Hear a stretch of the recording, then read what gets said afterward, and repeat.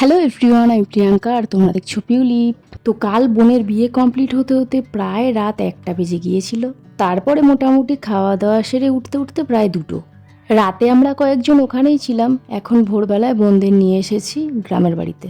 আমাদের গ্রামের মন্দিরে প্রণামটা সেরে এখন একটু বাড়ি নিয়ে যাওয়া হবে ওদের। মেয়ে বিদায়ের সময় তো অনেক নিয়ম কানুন থাকে, সেগুলো বাড়ি থেকেই করা হবে। তারপরে ওরা রওনা দেবে বাড়ির দিকে। আমাদের গ্রামের প্রতিটা মেয়ে বিয়ের পরে শ্বশুরবাড়ি যাওয়ার পথে গ্রামের এই কালী মন্দিরে প্রণাম সেরে তারপরে শ্বশুরবাড়ি যায়। আর গ্রামের ছেলেরা বিয়ে করে ফেরার পথে বউকে নিয়ে প্রথম আসে এই মন্দিরে। এটাই ছোটবেলা থেকে দেখে এসেছি। যাই হোক, বোন আর সুপ্রতীককে এখন নিয়ে আসা হয়েছে বাড়িতে।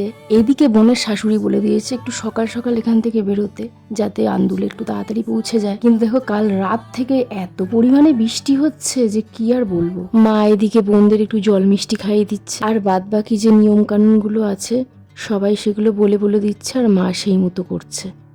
সত্যি বিদায় বেলা বড্ড কঠিন। মেয়ের এই বিদায় মুহূর্তটা প্রত্যেকটা বাবা মা আর মেয়ে দুজনের কাছেই একটা আবেগঘন মুহূর্ত।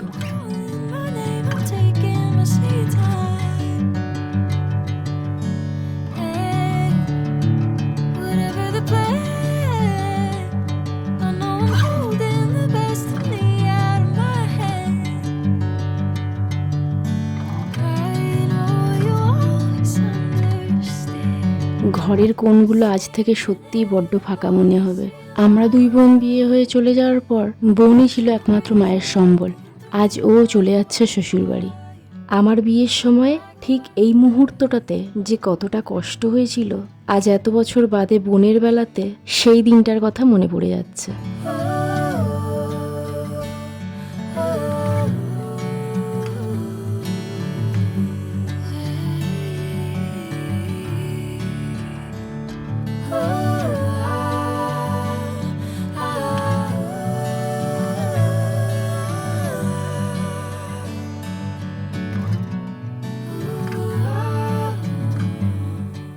আমাদের পুচকু দুটো হয়তো বুঝতে পারছে না এরপর দিদুন বাড়ি এসে যখন তখন মুনিয়াকে পাওয়া যাবে না। তবে সবার চোখে জল আর মুনিয়া চলে যাওয়া দেখে ওদের মনটাও আজ ভারাক্রান্ত। যাই হোক, বোন এখন বেরিয়ে যাচ্ছে, আর বোনের সঙ্গে যাচ্ছে মিমি, আমার ছোট পিসির ননদের মেয়ে। মিমিকে তো তোমরা চেনোই।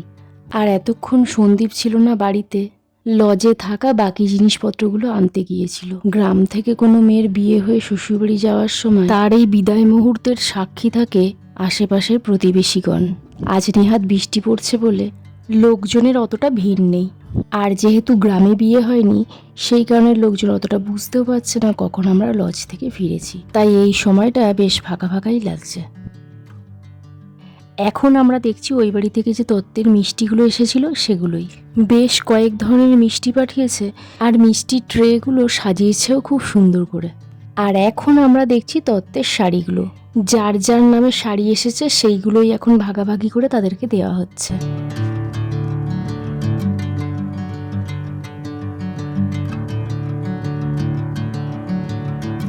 রাতের দিকে আমরা বেশ সবাই মিলে বসেছি আমাদের বাড়ির তত্ত্ব নিয়ে, মানে আমাদের বাড়ি থেকে ওই বাড়িতে যে তত্ত্বগুলো যাবে সেইগুলো নিয়ে।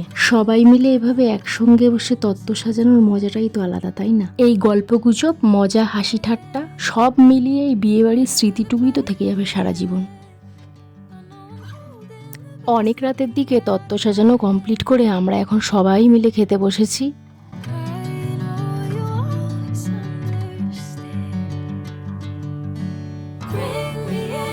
Golden sunlight.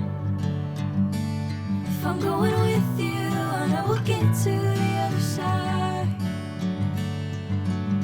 Sinking in, I know this feels right.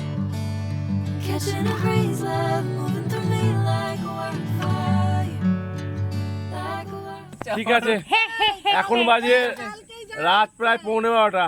আমরা রওনা দিচ্ছি চুচুড়ার দিকে। না, রাত প্রায় 11:30 যাই, এখন মর্নিং ওয়াকে যাচ্ছে। হ্যাঁ, হিসাব মতো মর্নিং ওয়াক যাচ্ছি, কিন্তু ওখান থেকে চুচুড়ায় যাব চান্স কম। ওকে তবুও চেষ্টা করবো আমি সঙ্গীত যাওয়ার। ঠিক আছে, তা পুতুলটাকে যেতে হবে, নাহলে আমার কথা শুনতে হবে। ভাও করার চেষ্টা করছে জামাইবাবু এখন। আপনাদের কিছু বক্তব্য আছে?